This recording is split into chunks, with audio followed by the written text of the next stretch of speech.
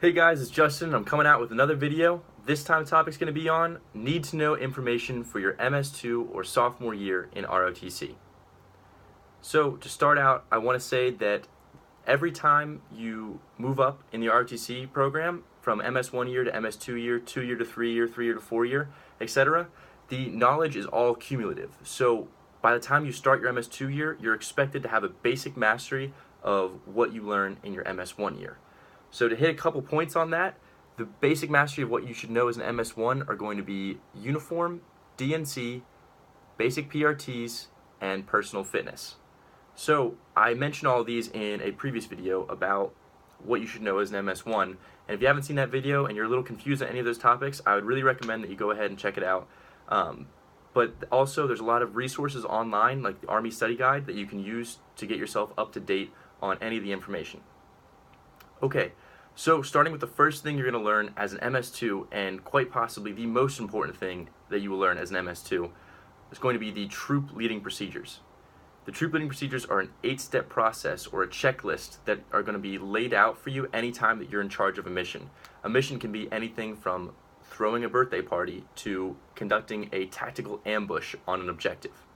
So they're all very important, and it's a good checklist to follow in order to make sure that you hit every single part of the mission planning process that needs to be done in order to conduct a successful mission. I'm going to go ahead and list out all 8 steps.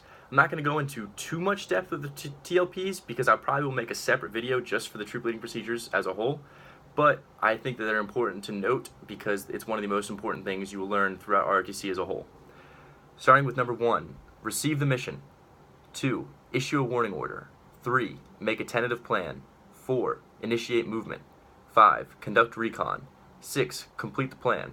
7. Issue a complete op board. 8. Supervise and refine. So I'm going to go into a little bit more depth on each one real quickly.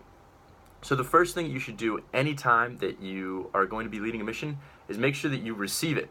So I've seen, believe it or not, I've seen people that will not take into account that they need to actually write down the different aspects of the mission that they're receiving. So you need to receive your commander's intent and make sure that you know exactly what you need to be doing. So therefore, the very first step of the TLPs is going to be receive the mission, take notes on it, and begin analyzing it a little bit. The next step is going to be issue a warning order. So a warning order can be simply defined as like the who, what, where, when, why of the mission. And so anytime that you're conducting a mission, you're most likely going to have subordinate leadership of some kind. Subordinate leadership are people that are going to help you carry out your mission. As a squad leader, you're going to have a squad is generally consists of 9 to 10, maybe 11 people. And so that's a little bit too much for one leader to take care of. The general principle within the Army is that you should be in charge of no more than 3 to 5 people. That's an effective amount for the amount of people that you can lead. So a squad leader has 2 team leaders that function under him in order to help him carry out the mission. So when you issue a warno, you're giving it out to your subordinate leadership so that they can also start formulating the plan as well. So there's a rule in the Army, it's 1/3, 2/3. You spend 1/3 of your time planning for the mission, 2/3 of the time executing. And execution of the mission also includes your movement and your actions on objective, yada yada. So make sure that the warno is the very first thing that goes out. Next, make a tentative plan. So when you're making a tentative plan, you're going to start mapping out your route, how you're going to get there, what you're going to need to do when you do get there, who's going to be doing what. You're going to assign task and purpose, and basically this is where a lot of the actual planning is going to take place. The next step, initiate movement, is going to be extremely important because this is where a lot of people get confused. Initiate movement doesn't necessarily mean I have to move my people from right here to right here. It can mean that, as initiating necessary movement might mean that you have to get your people into place in order to better prepare them to perform the mission, but it can also mean rehearsals. And I cannot stress this enough, rehearsals are the most important part of the TLPs, in my opinion, and from what I've been taught. So rehearsals are going to be making sure that everyone is has a complete understanding of the plan, so that they understand their roles. There are many different types of rehearsals: map rehearsals, actual like in-person rehearsals, full kit rehearsals, tons of different things you can do to make sure that people are understanding what's happening. after you're done with rehearsals and doing any necessary movement, you have recon. So recon is oftentimes looked at as a tactical action, but not only is it tactical, it can also be very practical in non-field type missions. So I'll give an example of it, and I'm going to basically use a metaphor or analogy of a birthday party, planning a birthday party, to explain a lot of the different concepts within the troop leading procedures. So recon is important for even a birthday party, because let's say you have a place reserved for the birthday party, but the day of, you didn't go check it out ahead of time. And when you get there and everyone's there to start celebrating the party, it's packed, or the door's locked, or there's something wrong with the place. So that's where recon comes into play. You want to make sure that you have a visualization of the objective, or where you're planning on conducting the mission, prior to actual execution of the mission. So that can be used in terms of when you're setting up an ambush. You want to make sure you have eyes on the actual location of the ambush. You know where to put your people when you get there. It can be used for a birthday party, like I said. It can be used for a PT session. You want to make sure that all the ground is clear and you're good to go to conduct PT.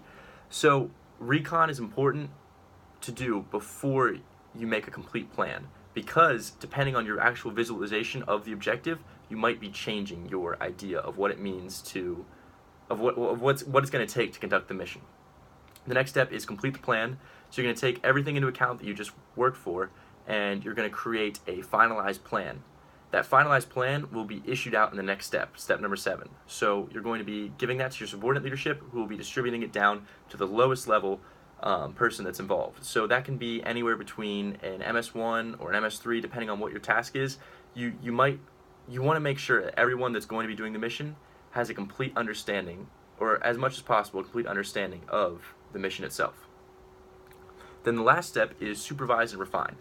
So supervise and refine doesn't necessarily mean that you're just sitting back and supervising. It could mean that you're still involved, you're still doing the execution itself, but using your subordinate leadership and the people that are helping you complete the mission, you need to make sure that you're supervising them and helping them refine their actions in order to better fulfill commander's intent, or the mission itself.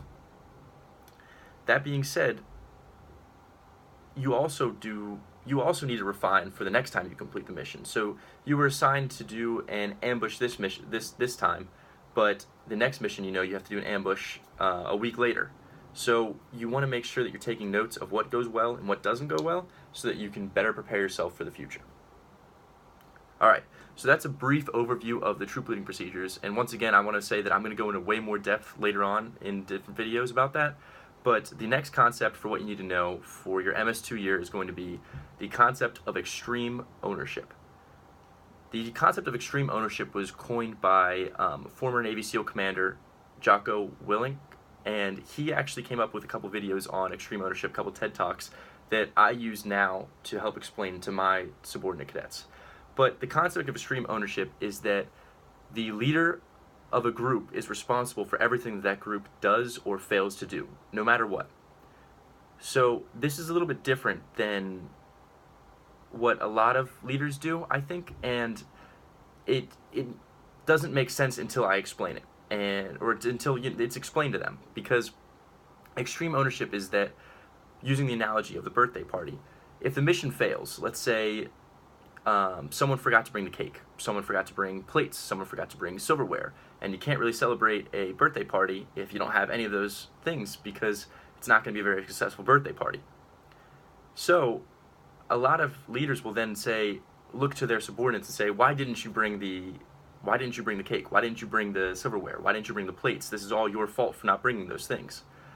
But someone who understands the concept of extreme ownership would actually counter that and say, why didn't I, as a leader, reinforce, inspect, and check to make sure that he brought the cake, make sure that she brought the plates, make sure that they brought the silverware necessary to complete this mission? So at a very simplistic level, it's making sure that the leader is the one that's taking the responsibility for all actions that the group does or fails to do. At a birthday party, it seems kind of silly for a leader to take responsibility for someone else forgetting a birthday cake. But this translates into more important tactical missions that you're going to go on later on in your Army career, even in ROTC. So at advanced camp at Fort Knox the summer after your junior year, you're going to be given a mission, and someone might forget, let's say, their rucksack, or they might forget their magazine with their ammo in it.